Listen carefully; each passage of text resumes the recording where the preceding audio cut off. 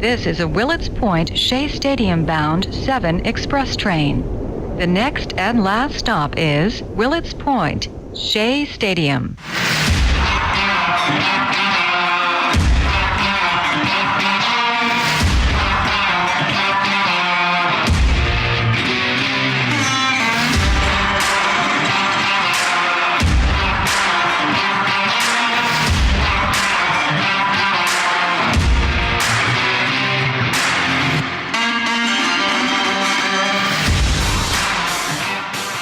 Oh, yes, it is the Subway To Shea Podcast. Anthony Rivera here with you, discussing all the news and happenings surrounding that team from Queens, the New York Mets. Follow the show on Twitter at Subway To Shea. Listen and subscribe to the show on Anchor.fm, Apple Podcasts, Spotify, Google Podcasts, Radio Public, Breaker, and Pocket Cast. Don't forget to turn on your notifications to never miss an episode of Subway To Shea. Also, please take a few minutes, write me a review, let me know what you think of the show, whether you like it, whether you don't like it, things you want to see improved on. I'd like to know, because I want to make this show the best that it can be for all you Met fans out there. If you love the show, do me a favor and give me 5 stars and help me climb the rankings in baseball and Mets podcasts out there. Also, you can now find Subway To Shea on YouTube. I've partnered up with my friends at the HSP Network,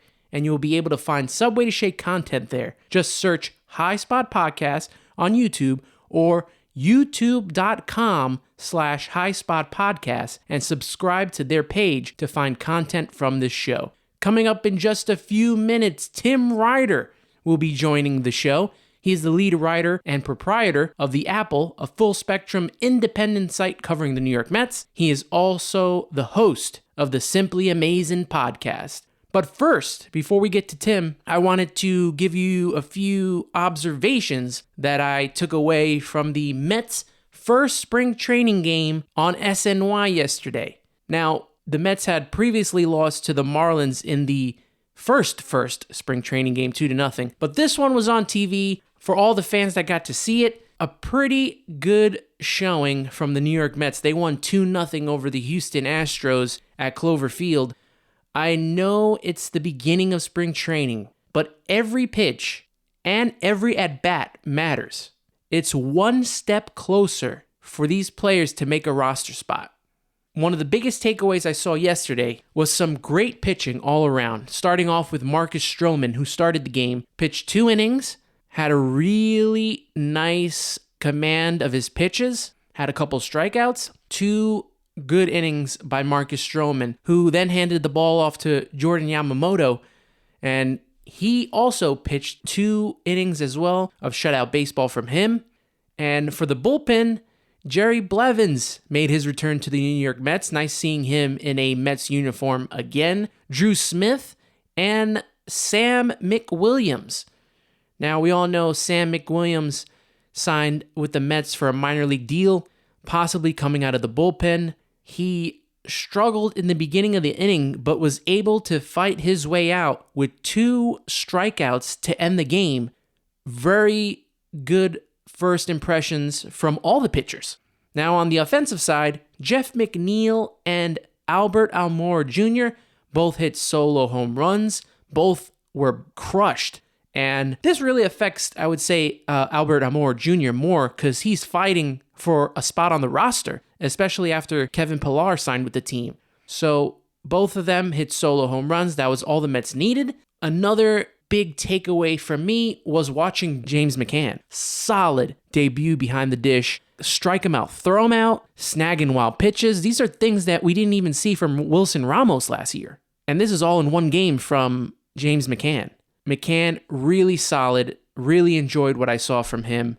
And it's nice to also see the kids get some time in the game. We got to see Brett Batty. We got to see Pete Crow Armstrong, Ronnie Mauricio, Khalil Lee, and Mark Vientos. So all around, a nice start to spring for the New York Mets. Joining me now on the Subway To Shea podcast is Tim Ryder. He's the lead writer and proprietor of The Apple, a full-spectrum independent site covering the New York Mets. He also hosts the Simply Amazin podcast. Tim, how you doing today, buddy? Doing great, man. Thanks so much for having me. That's great having you on. Now, before you came on, I gave a little bit of observations on yesterday's game. A lot of impressive performances to go around. What stood out to you from the Mets win over the Astros yesterday? You really like to see Marcus Stroman's approach yesterday. Per reports, he pretty much forced himself in. He said, I'm ready to go. I'm ready to face opposing hitters. And he did. He went out there. He was messing with the new pitch, the split finger change. And that was really working for him. I mean, even from a spectator's point of view, that thing kind of fell off the table. It was a really nasty addition to the repertoire there. But that was nice to see. Albert Almora cranked a homer late in the game, and I think that's a real plus. I know him and Pilar were kind of added as, defensive depth, but if they can also be offensive contributors, that's huge. Yeah, and like you said, those two are going to be fighting it out for quite possibly the final spot on the roster. Going back to Stroman, Rob Friedman, I don't know if you follow Pitching Ninja, he posted that change. Was it the changeup that was filthy that struck out Michael Brantley? Yeah, that was the new split finger change. I guess Stroman and Friedman, who, if you guys aren't following Pitching Ninja on Twitter, he's terrific. The channel on YouTube as well, Pitching Ninja, just really outstanding. But they were working on it in the off season, and they did a really nice video on it. Probably, I think him and Rob had like a 40-minute conversation or a 20-something minute conversation, something to that effect. And just talking all about pitching. But I mean, I guess Stroman was, feeling comfortable with it, enough with it to start breaking it out against hitters. At least that's what he was intimating during his post-game presser yesterday, or once he came out. Very nice little weapon. Now, speaking of Stroman, a few days ago, Sandy Alderson had a very interesting press conference. He was talking about not signing Trevor Bauer, but I'm so done talking about Bauer, and his agent came out with a new video today, and enough is enough with Bauer. But what I found most interesting was his comments on extensions for Michael Conforto, Francisco Lindor, and Noah Syndergaard. First off, did you find it interesting that he added Noah to that mix? Because I know he left out Marcus Stroman, who's also a free agent at the end of the year. Well, I think Gary Cohen was noting it on the SNY broadcast on Tuesday. You kind of have to assume that, he was asked specifically about Sandy was asked if there was anyone else that, the Mets had discussed internally about, jumping into extension talks with. And he pretty plainly said no. And, Gary Cohen mentioned it on the SNY broadcast on Tuesday that Stroman had to have heard that. And I'm not necessarily shocked because he did just get a nice qualifying offer to come back to the Mets. I believe that is a bridge that will be eventually crossed. But, I think at this point, that's kind of squared away, at least in the organization's mind. Because, as of right now, he is signed to a nice contract. I would say let him see what he brings to the table this year. And I think, across the board, expectations are pretty high. He looked very good yesterday. We're all really familiar with how hard he trains. And when he's on top of his game, I mean, he can be a number 2 starter in this league. And the Mets, once Syndergaard is back, we'll be throwing, Stroman out there 3, 4 in the rotation. That's a pretty huge piece to your rotational, your starting 5, I should say. Now, do you think for Syndergaard, since he added him to those conversations, do you think it's more because, he's the homegrown player, he's grown with this team, we know what he's been pre-Tommy John surgery? Do you think that has anything to do with putting out a contract extension right now? I think that's more along the lines of part of the process. I mean, this is a guy, again, in the same light as Conforto. I mean, the way I would put it was Stroman, I think they kind of put that conversation on the back burner once they signed him to the qualifying offer. I don't know if it has to do with being a homegrown player or just, a player who's just finishing out his arbitration years. I think that, I don't know, I don't want to call it priority, but it's, there's an internal organizational pecking order to these things you have to assume. Right. And, I mean, I wouldn't say that it's prior performance. I would just say, this is a guy who's an arbitration eligible player. This is ahead of him, coming back. I think that whether Syndergaard would jump into conversations now, I think that's another question because, he's coming off of an inconsistent ERA. And that's really only a part of the picture because metrically, he's been an elite pitcher. I mean, you look at his advanced metrics, it's StatCast, it's huge. He's been, I think, since 2018, the lowest hard hit percentage per Fangraphs among all major league starting pitchers, qualified everybody. Syndergaard's got the lowest hard hit percentage. Zach Wheeler's right behind him, actually, which a lot of people don't realize. But if he were to sign an extension now, or let's say before he comes back in what's estimated to be June. The Mets would theoretically be getting him back for what his market value is now, as opposed to what his market value is going to be. Let's say he comes back and he's back to being Noah Syndergaard, and after the season, they have to think about signing him, or right before he hits free agency, or, even once he hits free agency and he's got other teams vying for his services. Of course, the Mets would like to approach it now. Whether Syndergaard's willing or ready to approach it, I think that's another question to be answered by him. You have to assume, he likes it here, especially under the new, he said how much he enjoys playing in New York and, the organization. And since Cohen's taken over, he seemed very, very, gung-ho about the direction the team is going. So if I'm the Mets, you certainly have to approach it, but I'm curious to see whether those conversations continue or come to fruition before Syndergaard returns. Now, with regards to Conforto and Lindor, because that's going to be the big talk until the end of spring, how imperative is it that they get both signed by opening day? Imperative? Not really. I think that's probably the goal for the Mets. Just get it all squared away. You don't want that type of stuff hanging over the team. Let's say if, you know how the media does. They'll turn something into Conforto's slumping. Is it because he's thinking about a contract? Or, you just don't want that hanging over the team in any case, whether it's positive or negative. I imagine that the Mets are probably trying to get this all squared away. I trust Lindor's word when he says he really wants to get to know the organization. I wouldn't rush that if I were the Mets.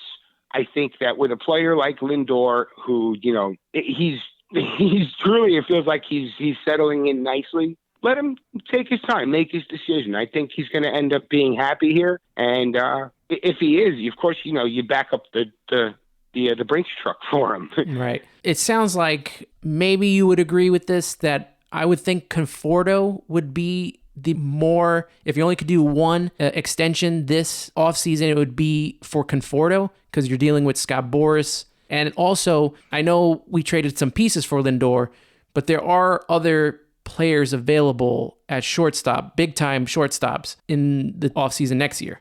What do you mean? Like, as far as would I still lock up Lindor now or wait it out? If you could only get one done right now, is it Conforto or is it Lindor? I'm more prone to stay with Conforto, just because the outfield market, I don't feel next year has the big time players as in shortstop. So Conforto is going to get the truckload of money, especially with Scott Boras. So I feel like Conforto would be the guy to go with over Lindor if they're only going to choose one right now. And if by chance you lose one, it would be Lindor. What would be your one if you could only do one? It's probably very hypothetical. I mean, Sandy's already come out and said that they're fully prepared to handle, multiple extension conversations at once.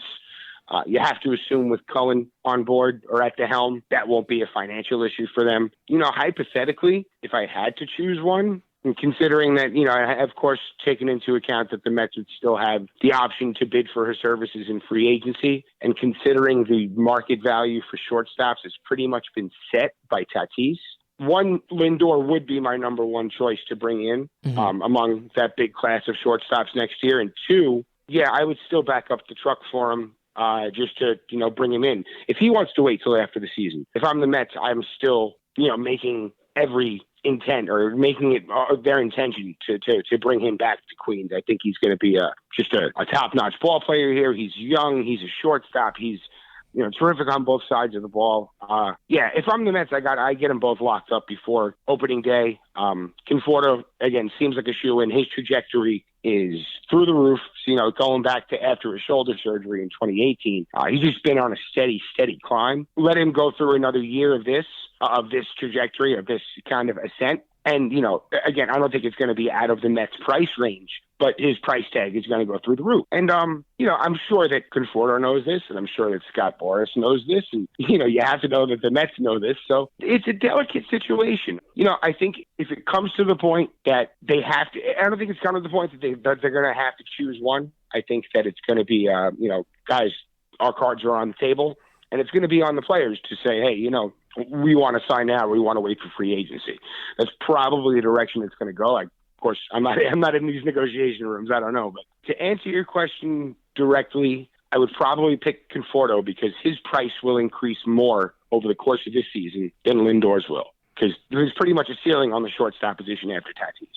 I know he also mentioned that at the beginning of the offseason, it felt like the Mets needed to sign George Springer. That was the big thing, getting him for center field. Then as the offseason went along, I felt them back off little by little because they kind of knew it was either going to be Springer or retain Conforto, because Conforto has the bigger upside, especially playing already in New York. Springer would eventually need to move away from playing center field probably halfway through the contract. And it seems Sandy felt the same way during the press conference. Do you agree with the whole Springer situation?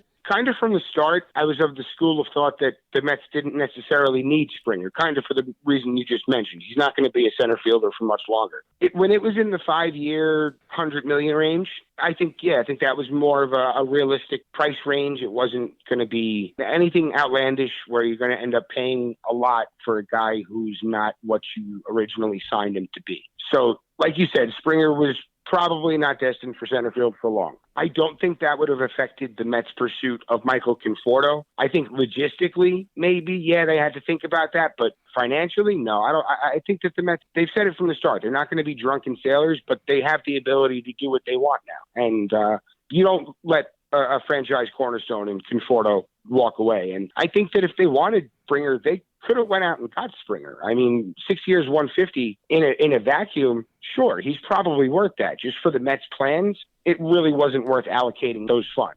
Personally, I wouldn't have been the highest bidder on Springer's services, just because one, I have confidence in Nimmo. Offensively, he's one of the most valuable or productive offensive players in baseball since like 2018, 2017, like top 15. Most people don't even realize this. They call him a fourth outfielder, and it's baffling.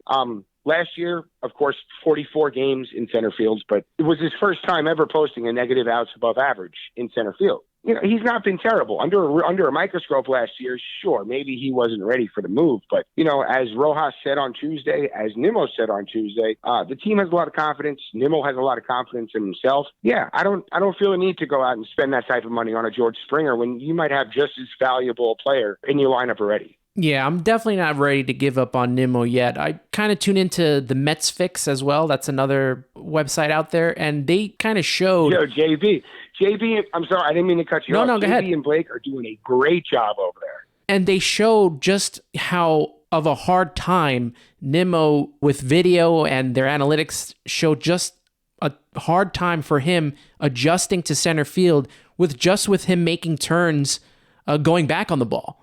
Yeah, but, before last year, he played 104 games in center field, and he had a total of, he was positive every season. But I want to say something like +4 total from 2016 to 2019 or through 2019 in center field. And that's over 104 games. Over 44 games, I try not to take it with more than a grain of salt. I think he's going to be fine out there. And sure, his jump was off. And if you look at Conforto's sprint speed and outfield jump were completely off from his numbers. In 2019, Conforto had +7 outs above average in right field. Last year, he had -5 in half the games, a third of the games. Yeah, I'm very hesitant to put a lot of weight into last year's defensive metrics, even on the offensive side for some guys. I'm not buying that J.D. Davis isn't the 2019 J.D. Davis we saw. I'm kind of buying that he is. Mm-hmm. And I'm his OBP was up in 2020, but, the batting average really wasn't there. The exit velocity really wasn't the same. With all the ups and downs and uncertainties, and Pete Alonso was talking about this earlier in the week during his little press conference. Yeah, I don't put a lot of weight into what we saw last year, because it is baseball. You kind of need a full 162 or damn close to it to really get an idea of where a guy's at. Once again, I'm here with Tim Ryder, lead writer and proprietor of The Apple. He also hosts the Simply Amazin podcast. Now, Tim, you put out a great article last week on the brilliance of Jacob deGrom. He's a generational talent. The 60s and 70s had Seaver, the 80s had Doc Gooden, and now we have Jake. We know he's the best pitcher in baseball, but what in your eyes makes Jake such a special pitcher? The willingness to adapt. He just keeps getting better, which is something that you don't really see. I know we saw an article this week about comparing him to Roger Clemens and Randy Johnson, who actually put added velocity as their careers went on. Clemens, of course, for another reason, but you look at a guy like Randy Johnson, who just kept on getting better, keep on making adjustments, and for a pitcher, for most pitchers, for 99% of pitchers, as your career goes on, you lose that zip on your fastball, and you kind of have to learn how to pitch as opposed to just firing it in there. Jacob deGrom, he just keeps on progressing. He finds ways to not only maintain his velocity, to add to his velocity in like historic ways. Like, this is going back in the last 20 years, Pedro, Kershaw, and deGrom. Those are the peaks of pitching. And then there's a lot of other guys we could throw in there, but those are the absolute peaks that I've seen, in my opinion, in the last 20 years. And it's arguable that, Pedro is probably up there by himself, but it's arguable that deGrom is ahead of what we've seen out of Kershaw. And he's only, technically just getting started. He's only got 7 seasons under his belt. He's unlike any other pitcher that we've seen. Like you said, he keeps getting better with age. His velocity keeps climbing. What do you think is causing this at his age, and how long can he keep this up and stay this elite? Well, I think it's the technology, the biomechanics, and the, motion efficiency technology. That's why you're seeing guys. It's almost like a revolution. It's an information revolution as far as being able to convey the analytics or that data that, you have to be a very specialized set of eyes to take that in and absorb it to begin with. To be able to convey that to just, in layman's terms to a player, that's a very, very, very specific skill. But as the technology expands and as the information kind of reaches new eyes, and now you have people who are just, able to kind of grasp it and act as a conduit for the data going to players. And a guy like Jacob deGrom, who notices, oh, well, hey, if I drop my foot here, if I spin here, if I put a little extra weight here, if I rotate here, I'm going to add another tick or two. I think it's just it's a testament to his work ethic to keep getting better. You see it across the league. Guys are increasing velocity all over the place because now they have the technology to find out, oh, if I do this, I'm going to add this much more force behind my pitch. Or if I add a little pressure to this finger, I'm going to add a little more spin rate, or whatever the case may be. And it's very exciting for like the stat nerd in all of us. It's a brand new day. It's a whole new world. It really is. Tim, I can't thank you enough for joining me here on the Subway To Shea podcast. Please let everyone know where they can find you on social media, all your social media tags. Thank you for having me. And you can find, so my personal is at Timothy R. Ryder on Twitter. On my new venture is The Apple. We're a Substack feed. You can check that out. Never any paywalls, but if you'd like to subscribe, of course, there's always a link down at the bottom. It's $2.50 per month for the year. Those are the lowest fees that Substack offers, but again, any support is appreciated. That's on Twitter. It's at the Apple NYM, so at the Apple New York Mets. The Substack is theapplenym.substack.com. I suggest just going to the Twitter, find us there, click on the link. Simply Amazin Pod. We're on Apple. We're on Spotify. You check us out there. And stick around through the season. We're going to be giving you guys updates, pretty consistently. There you have it. Tim Ryder, lead writer and proprietor of The Apple, a full-spectrum independent site covering the Mets.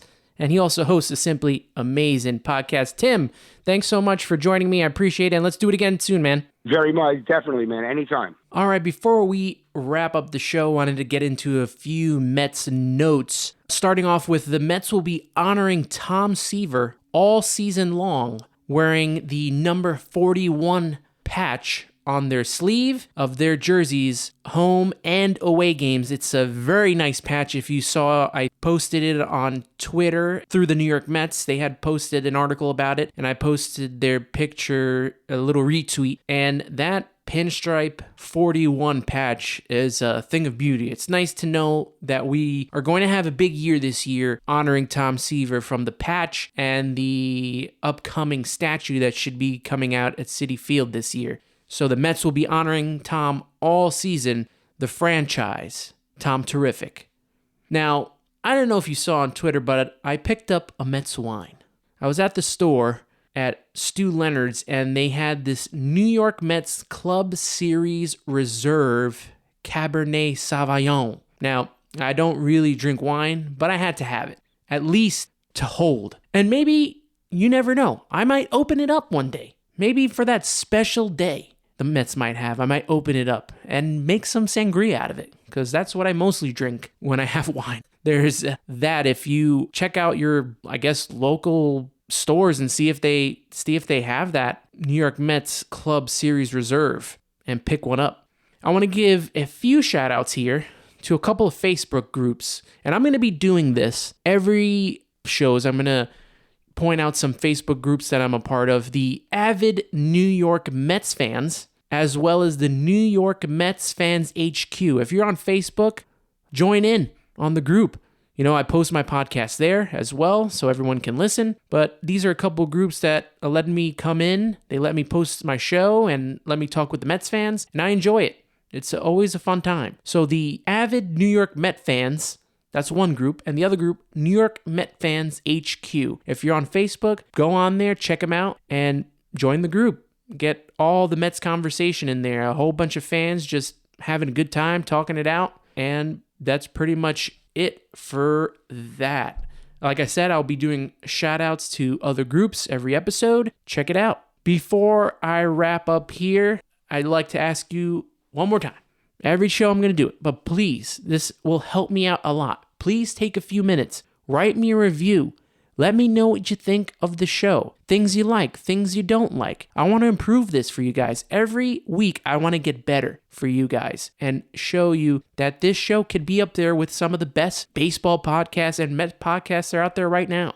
I have a review here from Lou Dav77. He goes, I love and appreciate your weekly takes from a fan perspective. Hope to listen to interviews of former players. And as you know, we had Glendon Rush on a couple weeks ago. That was fun. Thank you, Lou Dobbs77. I appreciate your support. So if you guys can do what Lou Dobbs77 did, review my show, give me 5 stars if you love the show, help me climb the rankings. And we're going to keep this train rolling. We're going to keep this subway train rolling on the Subway To Shea. You can follow the show on Twitter at Subway To Shea. Listen and subscribe to the show on Anchor.fm, Apple Podcasts, Spotify, Google Podcasts, Radio Public, Breaker, and Pocket Cast. Like I said earlier, turn on your notifications. Never miss an episode of Subway To Shea. It'll automatically let you know when a new episode arrives. And you can find me on YouTube. Subway To Shea, that's right, it's on YouTube. I've partnered up with my friends at the HSP Network, and you'll be able to find Subway To Shea content on their channel. Just search High Spot Podcast on YouTube or type in youtube.com/High Spot Podcast and subscribe to their page to find content from this show. I'm going to do my best to give you the best from me and this show week in and week out leading up to opening day and beyond. Thanks so much for listening to the Subway To Shea Podcast. Anthony Rivera signing off, saying, let's go Mets.